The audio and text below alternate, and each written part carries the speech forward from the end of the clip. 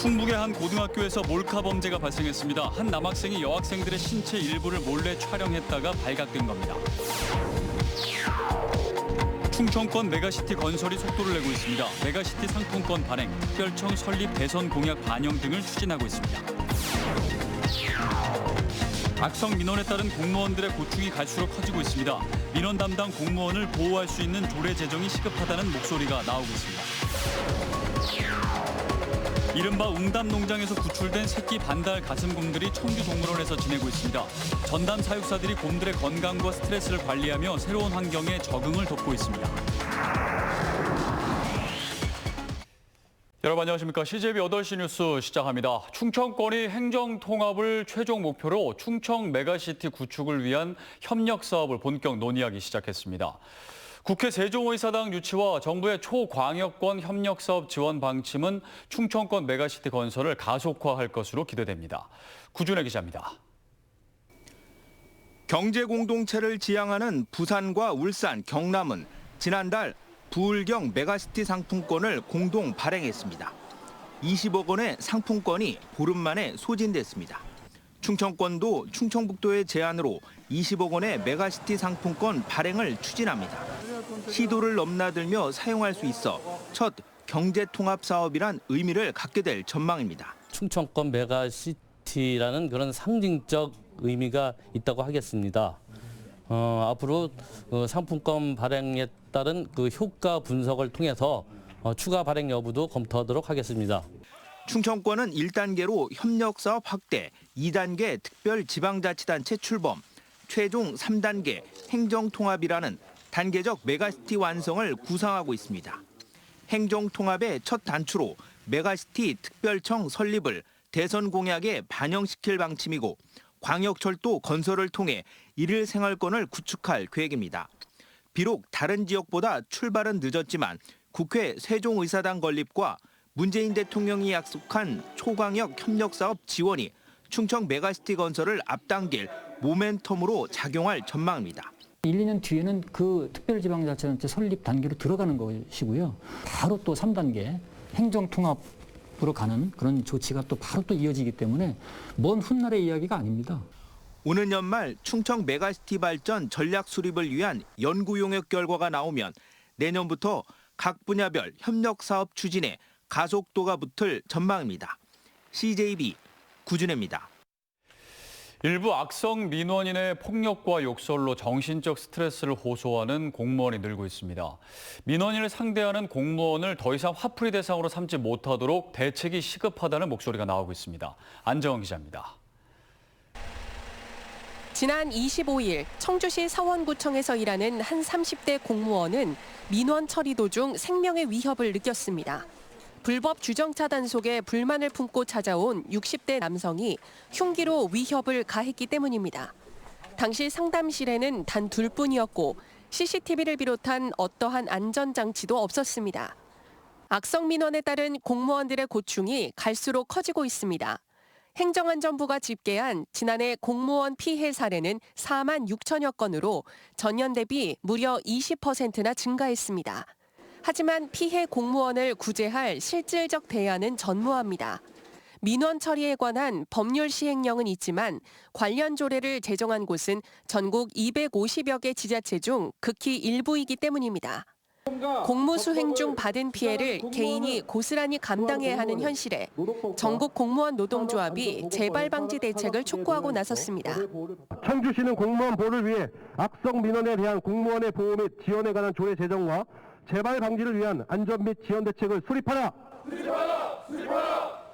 민원 담당 공무원을 보호할 수 있는 조례 제정으로 실질적 지원책과 재발 방지 방안을 마련해야 한다는 겁니다.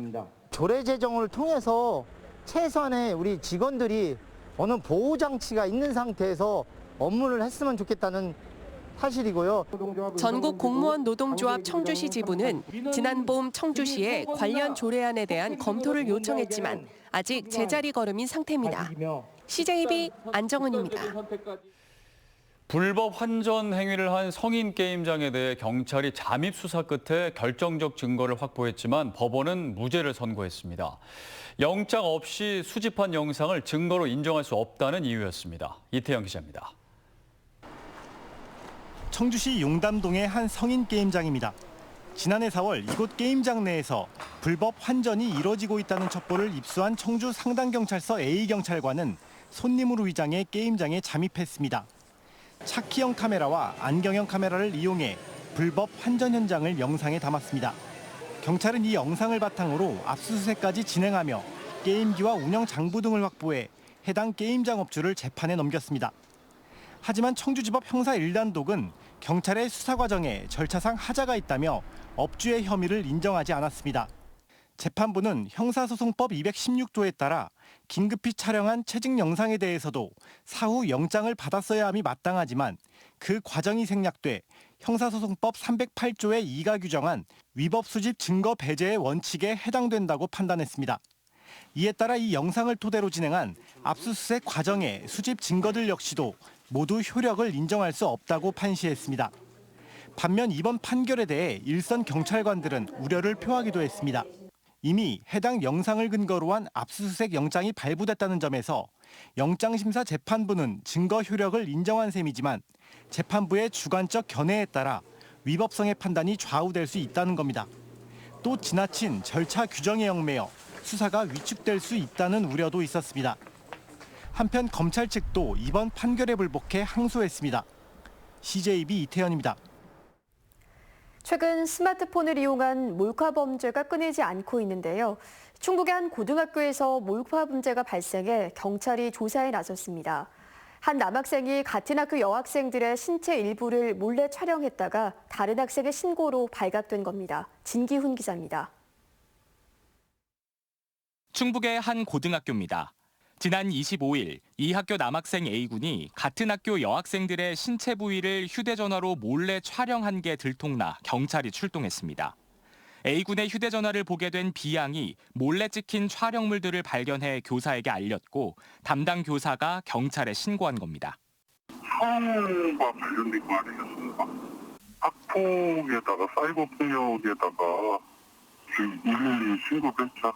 A군의 휴대전화에는 학교 복도와 교실, 계단 등에서 치마를 입은 여학생들의 신체 일부분이 촬영된 사진 30여 장과 동영상이 있었던 걸로 알려졌습니다. 현재까지 파악된 피해 학생은 4명입니다.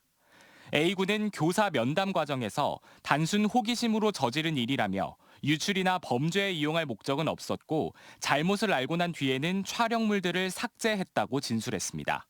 현재 경찰은 A군이 지난 4월부터 이달 초까지 불법 촬영을 이어온 걸로 보고 있습니다.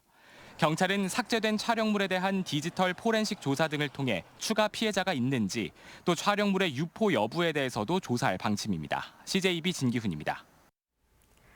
불법 사육한 고매슬개를 채취해 파는 이른바 웅담농장에서 구출된 반달가슴곰 2마리가 지난달 청주동물원으로 이송돼 지내고 있습니다.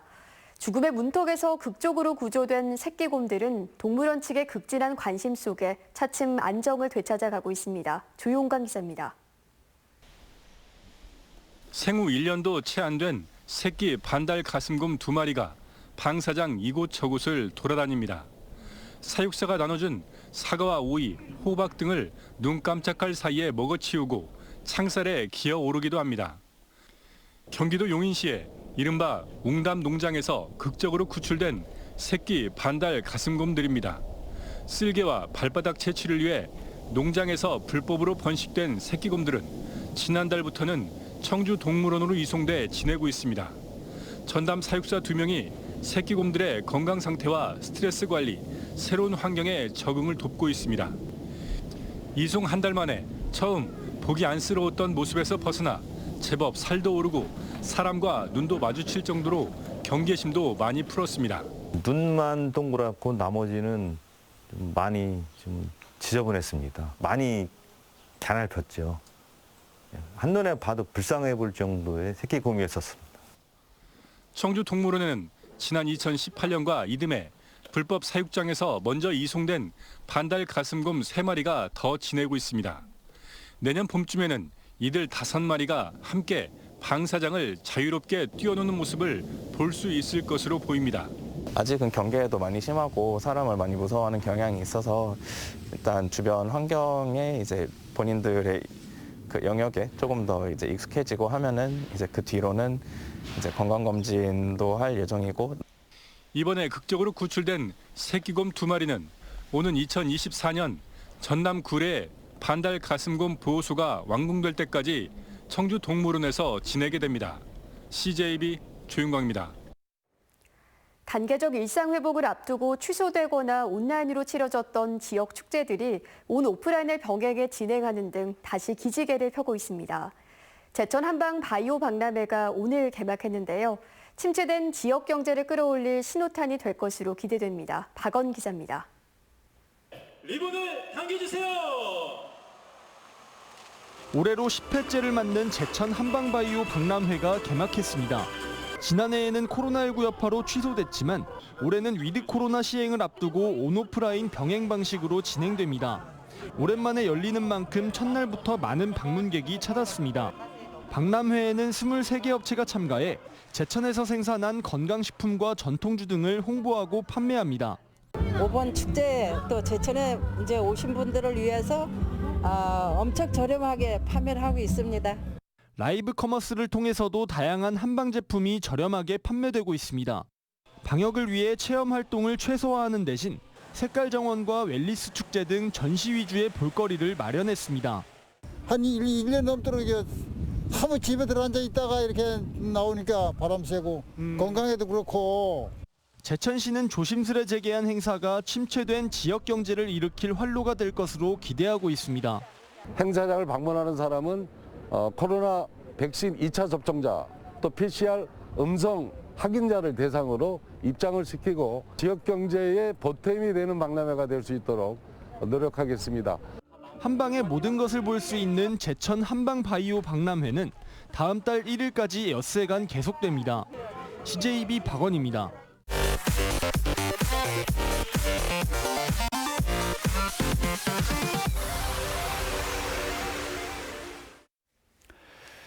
충북의 코로나19 확진자 수는 44명으로 어제 29명보다 증가했습니다. 청주에서는 서원구 소재 중학교에서 어제와 오늘 6명이 집단 감염됐고 흥덕구 소재 고등학교에서도 1명이 추가됐습니다. 청주 확진자 18명 가운데 10대 또는 10대 미만이 9명으로 집계됐습니다. 음성군에서도 외국인 6명을 포함해 8명이 감염됐고 충주시에서도 8명이 추가됐습니다. 아프가니스탄 특별기여자와 가족 등 391명이 진천 국가공무원 인재개발원에 입소한 지 2달 만에 두 번째 입소지인 전남 여수 해양경찰교육원으로 떠났습니다. 지난 8월 26일 진천에 들어온 아프간인들은 2주간 격리 생활을 거쳐 한국 사회 정착을 위한 다양한 교육 프로그램을 받아왔습니다. 아프간인들은 내년 2월까지 여수 해양경찰교육원에 머물게 되며 한국 적응 교육을 모두 이수하면 거주와 취업, 교육에 제한이 없는 F2 비자를 발급받게 됩니다. 더불어민주당 충북도당은 내년 지방선거 출마를 희망하는 기초단체장과 광역의원, 기초의원에 대한 평가에 들어갑니다. 평가는 1000점 만점의 도덕성, 윤리 역량 등 구체적인 평가 지표와 기준에 따라 진행될 예정입니다. 평가 결과 하위 20%의 경우 공천심사와 경선에서 불이익을 받게 됩니다. 사단법인 충청북도 어린이집 연합회가 S컨벤션에서 2021 충북 보육 토론회를 개최했습니다. 현장 진행과 온라인 실시간 방송 등을 통해 송출된 이번 토론회에선 저출산 시대의 문제점을 각 분야 전문가들의 시점에서 바라보며 보육 불균형과 교사 인권 등 저출산 시대 충북 보육과 관련된 여러 문제점에 대한 해결책을 모색했습니다. 한국산학연협회는 오늘 청주의 한 복합문화공간에서 한국통신학회 등과 공동으로 중소기업의 기술혁신 정책 제안을 위한 포럼을 열었습니다. 오늘 포럼은 4차 산업혁명이라는 거대한 변화 속에서 개별 기업 단위로는 기술혁신을 이루기 어려운 중소기업들이 효율적으로 기술혁신을 창출하도록 새로운 정책 방안을 찾기 위해 마련됐습니다. 포럼은 토론회를 2차례 더 열어 도출된 방안이 산업 현장에서 실행될 수 있도록 차기 정부의 정책 과제로 제출할 예정입니다. 올해 충북 지역에서 스토킹 범죄와 관련한 피해 신고가 끊이지 않는 것으로 나타났습니다. 충북경찰청은 올해 들어 85건의 스토킹 범죄 관련 신고가 접수됐다고 밝혔습니다.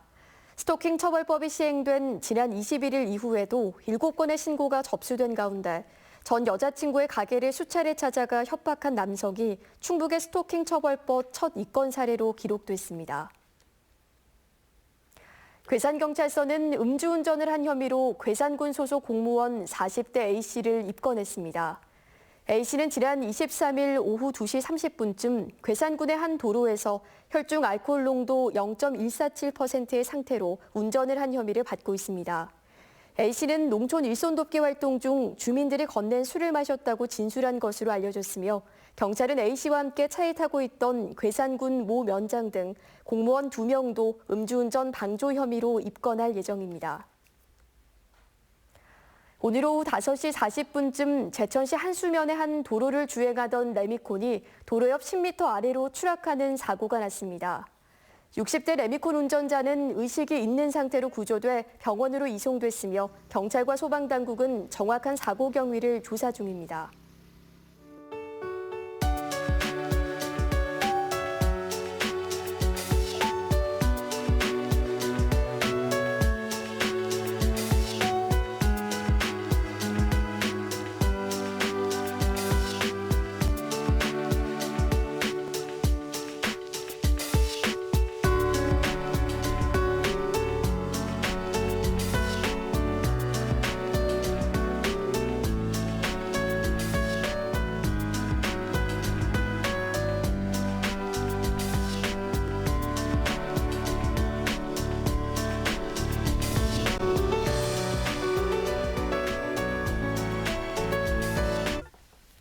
CJB 8시 뉴스를 모두 마칩니다. 시청해주신 여러분 고맙습니다.